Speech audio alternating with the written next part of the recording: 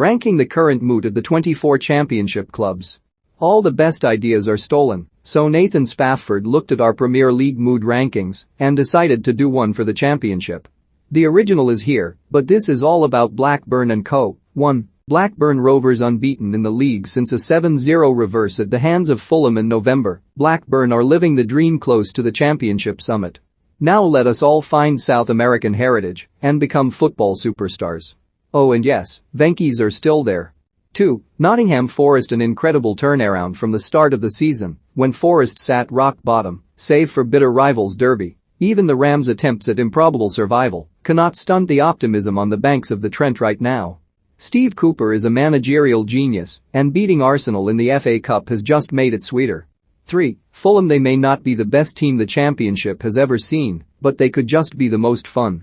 There have been frustrations of late, but any team capable of scoring 7 goals away from home on 2 separate occasions has to be in a good mood. We don't make the rules. Actually, it turns out we do. 4. Middlesbrough like at Forest, Middlesbrough swapping an outdated manager for their own new messiah has worked out a treat. Boro had already improved immeasurably under the other former Sheffield United manager Chris Wilder, and the loan acquisitions of Aaron Connolly and Fowler and Balogun have everyone at the Riverside Stadium feeling giddy. 5. QPR 5th in the league equals 5th in the stable. Sometimes it really is that simple. The departures of 3 key players for AFCON will worry some, but Mark Warburton's side have been punching above their weight all season. There is no reason it won't continue in 2022. 6. Coventry City promotion looks less and less likely by the week, but the mood around Coventry could scarcely be higher right now. Back playing in their city, with a team and manager of which they can extremely proud, and still within touching distance of the playoff places. Remember the Sky Blues mood 5 years ago, and understand why they are all so happy now. 7. Blackpool not quite towering above the rest, but little chance of relegation in their first season back in the championship, has Blackpool rocking to a steady beat. Like Coventry, the abhorrent nature of recent years makes steady growth look all the more appealing. 8. Bournemouth at the time of writing, Bournemouth topped the championship table. A poor run of results at the end of last calendar year has waned optimism somewhat, and nothing less than promotion is expected this season. It's a bit so-so for the Cherries. 9. Huddersfield Town. There have been times this season when Huddersfield would have occupied a space in the bottom half of this list, but going unbeaten since the start of December does wonderful things to a club punching above its weight and firmly entrenched in the playoff picture. 10. Derby County still bottom of the table. In truth, they might not get off of it for the rest of the season. But the mood around Pride Park is one of universal defiance at the punishments thrown their way. When relegation is accepted in pre-season, having just a fighting chance makes for a happy mood indeed. 11. Luton Town. They are right where they want to be. Nathan Jones is right where he wants to be. Everything is good at Kenilworth Road and beyond.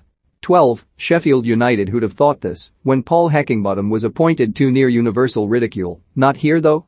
A heavily disrupted festive schedule as well as exiting the FA Cup has done little to dampen the optimism that some investment could see a challenge for promotion, if not this season, then in 2022-23. 13. Preston would have been much lower if Frankie McAvoy was still on the touchline. Serial winner Ryan Lowe and Preston have shot up at least half a dozen places. 14. Stoke City. Stoke are still in with a chance of promotion, but Michael O'Neill's tactics, or lack thereof in some cases, are leaving much to be desired in ST4. Even the wins don't feel as good as they used to in the earlier days of the former Northern Ireland manager's reign. It could get worse before it gets better. 15. Swansea City. Another championship side to have suffered from poor form over the festive period, but there is optimism that head coach Russell Martin is the right man for the job long term. After tiring of Steve Cooper's less fun style of play, the Swans are making all the right notes in their playing style. It's definitely something. 16. Millwall. Another solid, if unspectacular season thus far should have Millwall higher, but looking likely to lose talisman Jed Wallace this month is hanging heavy over the Den. Sitting solidly in mid-table with much more prospect of sliding down than flying up means 16th here, and likely 16th in the championship standings at the season's end. 17. West Brom second only to Goodison Park for booing in England this season. We think Valerian Ismail's first season with the Baggies has been far from ideal. They are extremely likely to finish in the top 6, yet extremely unlikely to finish in the top 2.